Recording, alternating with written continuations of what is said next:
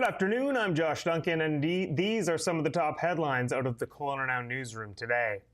The victim of an assault at Kelowna's Mushroom Beach in mid-June remains in hospital some 6 weeks later.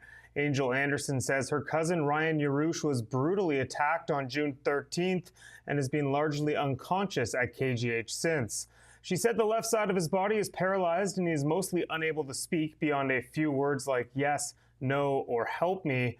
According to Anderson, the attack was unprovoked and Yarouche is an innocent victim of senseless violence. She's raising money through a GoFundMe to help her cousin's family.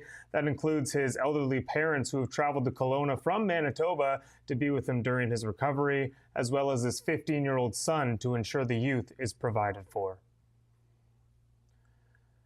This story was from yesterday, but since we missed out on the Wednesday show, I want to quickly mention it today.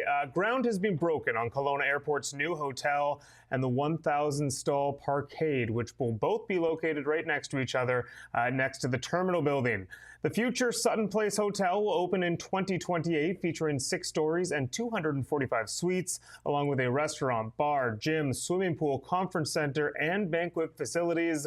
The parkade will be 7 stories, providing a much-needed parking capacity increase at the airport and also giving passengers the option of covered stalls. It's expected to open, the parkade that is, a little before the hotel in 2027. BC-based Northland Properties is in charge of both projects for a combined investment of $155 million. On the heels of weeks of issues at Kelowna General Hospital, Kamloops is now seeing the effects of BC's struggling healthcare system. Interior Health announced today that there will be changes to maternity services at Royal Inland Hospital starting this weekend. For the rest of the summer, staffing shortages mean that some moms may be transported to alternate hospitals to have their babies delivered. The health authority says expectant parents without a regular primary or maternal care provider will be assessed at Royal Inland before a decision is made on where they'll have their baby. The health authority adds that it will still happen at the Kamloops Hospital in most cases. 3 people are dead after an apparent murder-suicide in Maple Ridge, and police are saying it happened over a dispute between neighbors. Police responded to the incident late Wednesday night. They say 2 people were found dead inside a home with 2 vehicles fully engulfed in flames outside. The suspect, believed to be inside a neighboring home with a weapon, but it was found dead when an emergency response team entered the residence a short time later.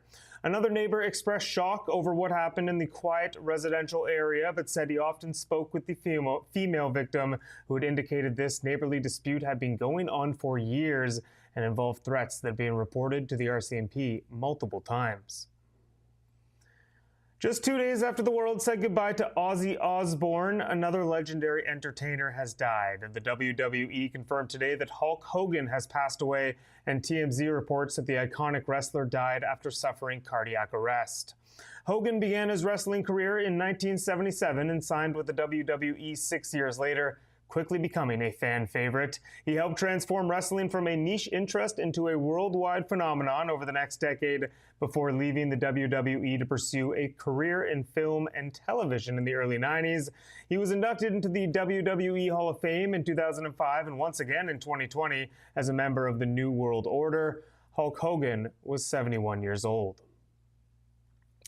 In local sports news, Kelowna has regional lacrosse championships at both the senior and junior level. I told you about the Kelowna Raiders' big win earlier this week. Well, the Kelowna Kodiaks also earned a trophy in the Thompson-Okanagan Junior Lacrosse League this past weekend.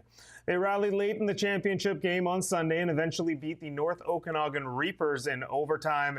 It's the first TOJLL title for the Kodiaks, who are now one step closer to a spot in the national championship. They'll take on either the Coquitlam Adenacks or the New Westminster Salmon Bellies, a pair of storied BC lacrosse organizations, and the winner of that series will get a spot in that big national tournament. A quick look at weather. We've hit 30 degrees in the valley this afternoon. It's going to inch up a little more to a high of 32 later on in the afternoon. Also could be a bit windy at times over the coming hours. Clear and a low of 16 overnight. Should be a little cooler tomorrow. Forecast calling for a high of 28 under a mix of sun and cloud. That's all for me today, but you can read up on all these stories and plenty more at KelownaNow.com. I will be back in this chair tomorrow afternoon for the final show of the week and a look into Friday's headlines. We'll see you then. We don't just report the news. We live here too. We're your neighbors, bringing you stories that matter to all of us. No government funding, no outside influence. Kelowna Now, local, independent. News you can trust.